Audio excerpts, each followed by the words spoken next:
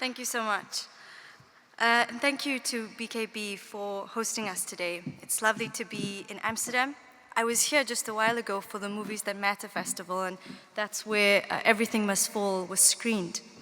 But this time I'm here accompanied by my husband Khalil, who's requested that I acknowledge one of the greatest Dutchmen of our time.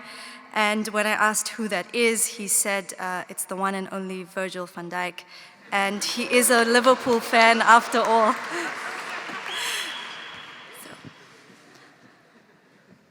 But today I stand here reluctantly as a South African woman because things are not great in South Africa. Things are not great at home right now. Many of you may have seen the news. South Africa has become a war zone, and the battle is fought on infant baby girls' bodies, on women's bodies, on transgender bodies, on lesbian bodies. And the weapons of mass destruction against these bodies are men. Their preferred method of annihilation: rape, murder, feminicide. Last week, a 19-year-old student went missing. Her name was Uyinene Mrwetiana, and she was a student at the University of Cape Town. Despite our worst fears when she went missing, many of us hoped that she'd come back home okay. Smiling, confident, and safe, the way she looked in the picture that was all over the country. But sadly, that did not happen. We learned instead that she was raped and murdered in a post office in broad daylight, a post office opposite a police station. A memorial was held at the University of the Witwatersrand, which is where I studied.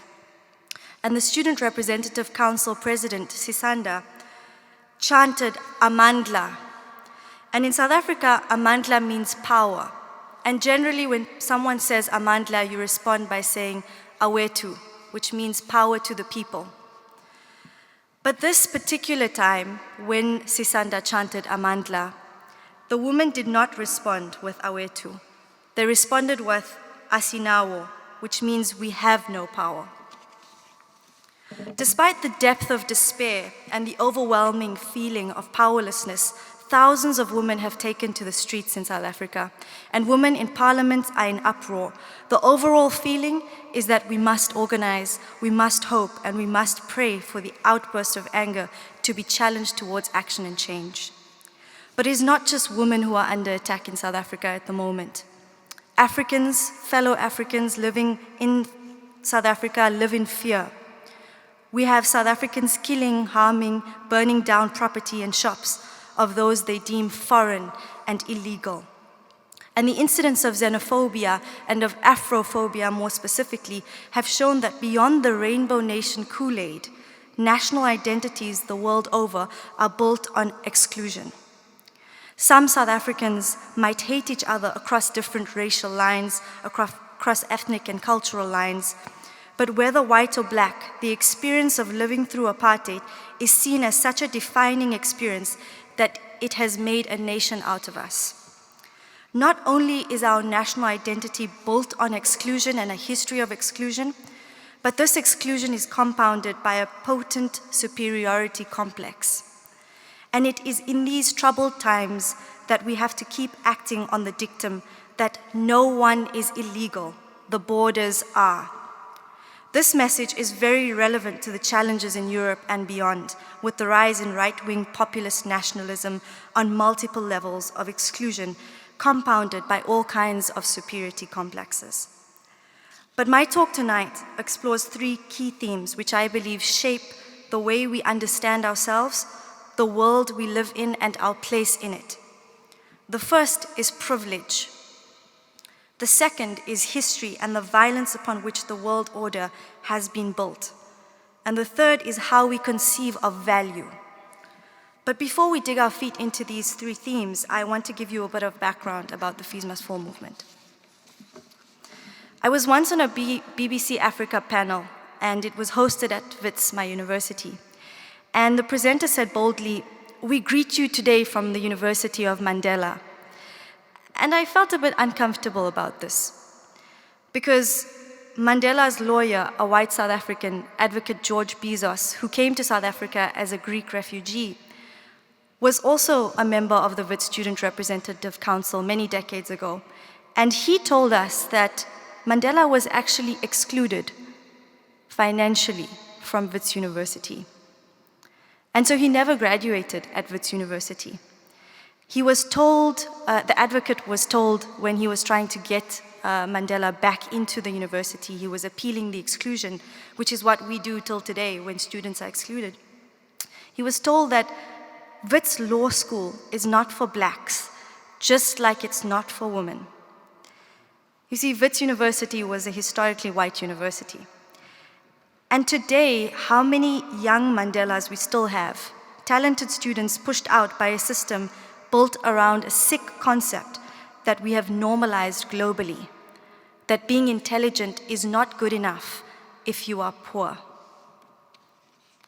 My father had a dream of studying and becoming a doctor, but he could never do that. And so Fees Must Fall, in many ways, is a generational struggle.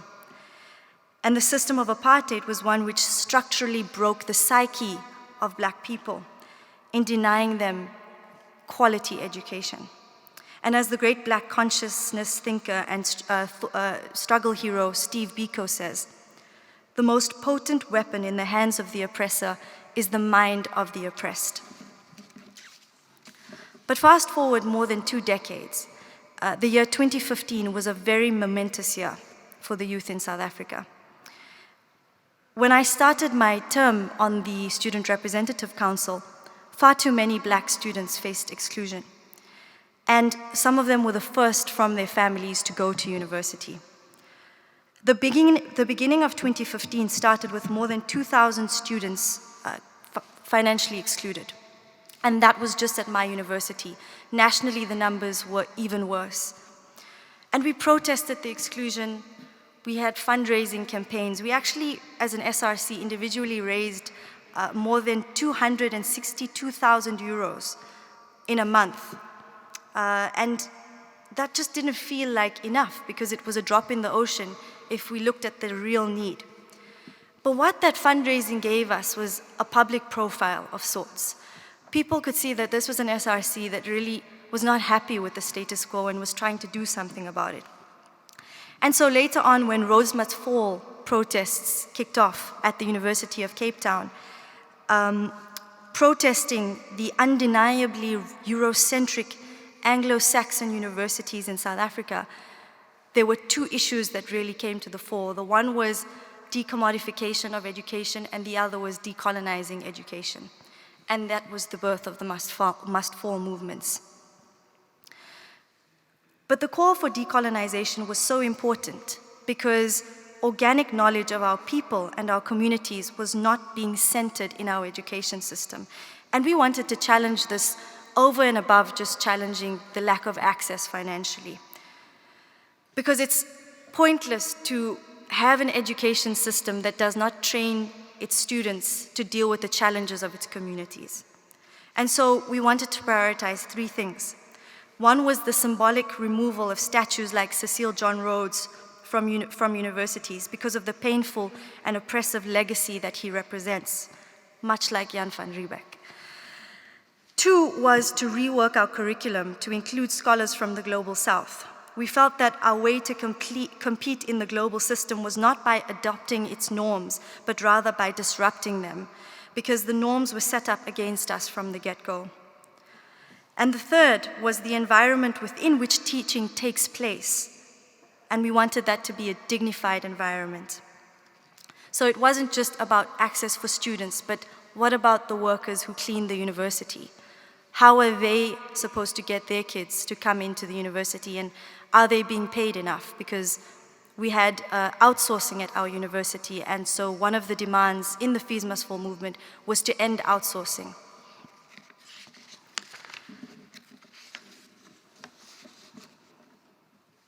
But by August and September, discussions for fee increments were taking place, and the university was adamant that there had to be a 10.5% fee increase. We'd managed to get students involved in this debate, and the general view that this was an extremely impractical and immoral idea. But when this went to a vote, at the highest decision-making body at the University Council. The only people who voted against it was myself, another student representative, and one academic who was representing the academics union. And the reason that he so willingly voted with us against the fee increment was because the academics had just settled on a 3-year increase in their salaries. So supporting not having an increase would not have done anything to their salaries. Everyone's got to look out for themselves in some way. But what was very specific about this memory is the anger that I felt when that vote took place. Because we had done projections, we had gotten accounting students to work on figures, and none of the arguments that we were making were being taken seriously because we were students. We were young, we were naive, we didn't know what we were talking about, we weren't in the real world, we were idealistic. Those were the things that our elders were saying. So we did the unexpected. After the decision was taken, we protested. But we didn't just protest in a quiet corner of the university. We shut down the university and disrupted the academic program.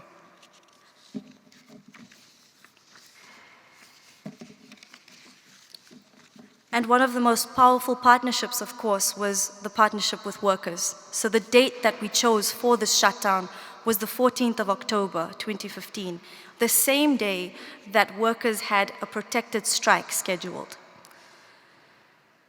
So we marched to the union buildings eventually, and there were visible divisions among students, but eventually the president announced that there would be a 0% fee increase.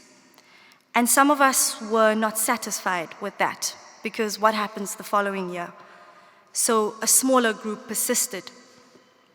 And in 2016, students continued with the Fees Must Fall protests, but we didn't have the element of surprise that we did in 2015. So in 2016 alone, more than 830 students were arrested due to the student protests. And locking away of our comrades is not divorced from the larger problem of imprisoning young people. Thousands of young black minds were held behind bars. And in the United States, they have termed the mass incarceration of black people as the prison industrial complex, predominantly, particularly black male people. Some students are still fighting legal battles and criminal records, and these have robbed them of opportunities. But only one student that we know of is still behind bars, and that's Kanya Tegeshe. He could not afford a good lawyer, and the state representative really screwed him over, so he was given a 5-year sentence. But this made many realize just how unjust the law can be. And I'm happy to say that he's now got a solid legal team backing him, and his sentence is being appealed. But in a globalized world, we must understand that we are not alone in the issues that we stand up for, in whatever country or context that we're in. Many of the weapons and the machinery that were used by the South African police services in supposed crowd control were from the apartheid state of Israel, where they have perfected the art of oppression. And in highlighting our stand against police brutality, we must acknowledge that this is a global problem, especially during protest action. Our struggles are linked from Johannesburg to Gaza, from Gaza to Ferguson, from Ferguson to Kashmir, and from Kashmir to Hong Kong. And I recently chuckled at a video on Twitter when I saw how sophisticated Hong Kong's protesters are. They've actually got a method of taking the tear gas canisters and putting them into liquid nitrogen, which basically turns the tear gas canister into a harmless solid form. So we can learn from each other in whatever tactics that we use and the strategies that we use. But I think from Brazil to Hong Kong to Sweden, for various reasons, young people are saying no. As a generation, we deserve better. As a generation, we will be better. And E.B. White is famed for saying that I arise in the morning torn between a desire to improve the world and a desire to enjoy the world. This makes it very hard to plan the day. Of course, some would argue that in Amsterdam, the liberties of enjoying the world are greater than elsewhere. But jokes aside, these words have resonated with me because they are an honest take on power and the power of choice, but also there's an added dimension to this, and that is the privilege of choice. There really is no way to talk about people who challenge power today without talking about privilege. And in the struggle for free, decolonized, and quality education in South Africa, we realize that our history is a nightmare from which we are still trying to awake. And 26 years after the first democratic election, our lives are still very much colored by race. But I've noticed that in the Netherlands, people don't like it when you talk about race. When we were here for the Movies That Matter festival, we went to the Ministry of International Affairs, and I was given an opportunity to speak to a representative. And I noticed how annoyed she got every time I brought up the fact that these struggles were class struggles, but they were also racial struggles. She said to me that I should not see color because that creates divisiveness and negativity. And I was taken aback, but then again, I should not have been, because the vast majority of people in the Netherlands still think that blackface or zwarte piet is not racist and offensive. And to not be offended, to not be outraged, to see no problem of being nostalgic about the past, that is a privilege. Because you see, your history as well is a nightmare, but it's just not perceived as one from everyone.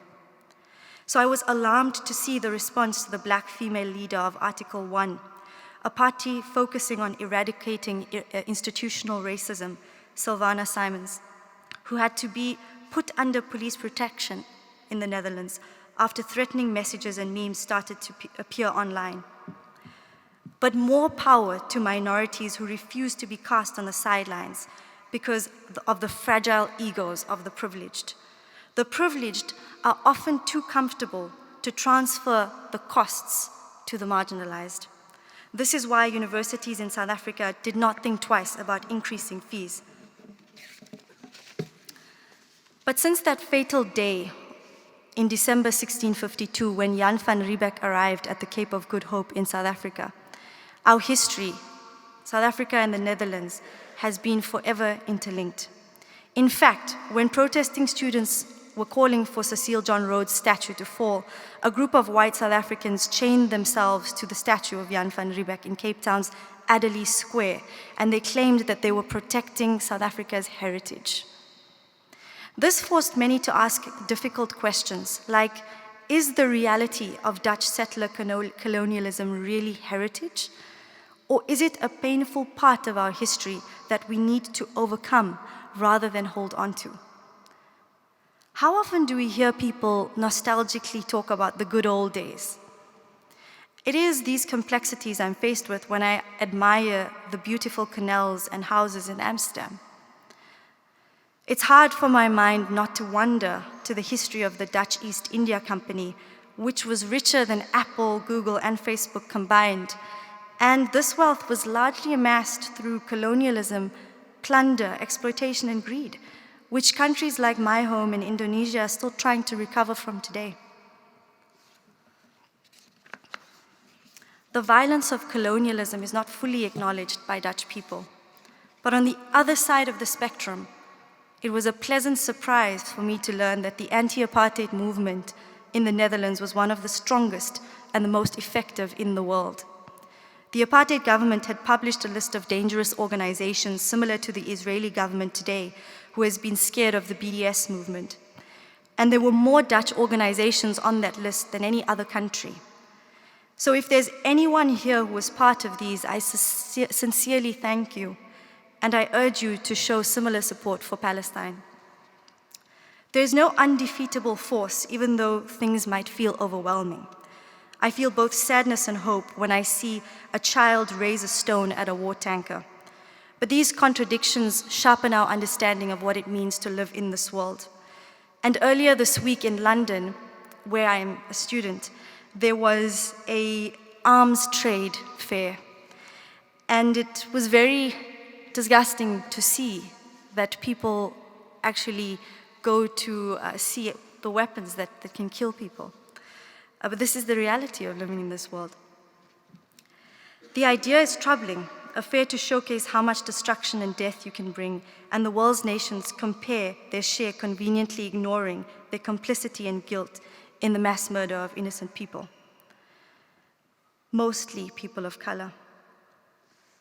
The stability that exists in the world is built on violence. The order is an illusion. There's no moral army and there's no just war. The peace I experienced studying in Oxford in the UK is tainted by the money from the murder of Yemenis who were killed by the UK's arms sales to Saudi Arabia. War is profitable, and this should make us question the very philosophy upon which we base value.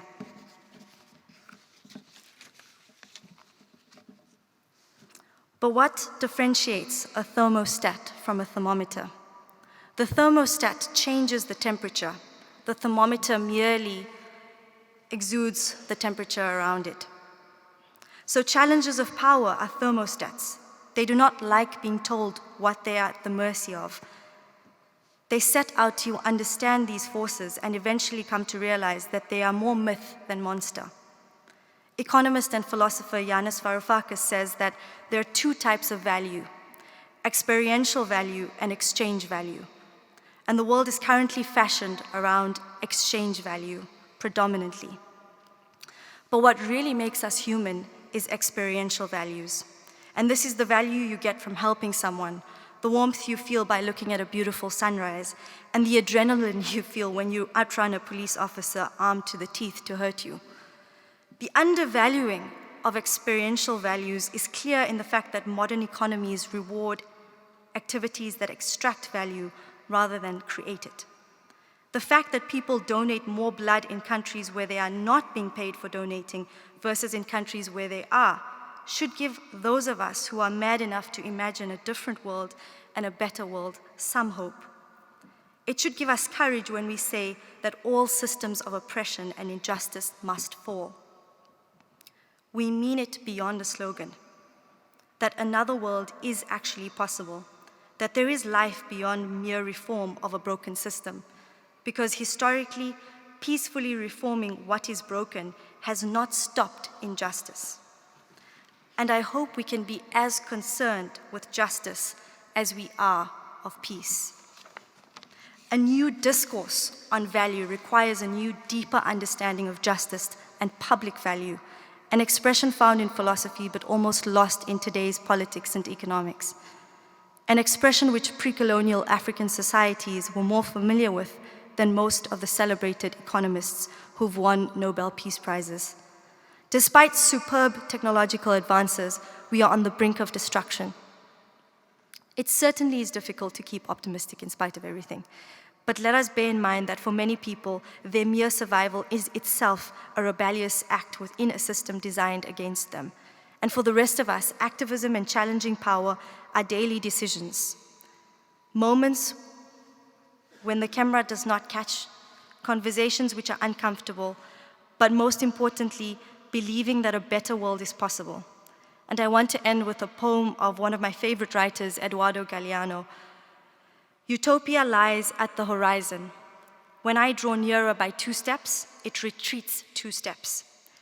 If I proceed 10 steps forward, it swiftly slips 10 steps ahead. No matter how far I go, I can never reach it. What then is the purpose of utopia? It is to cause us to advance. Thank you.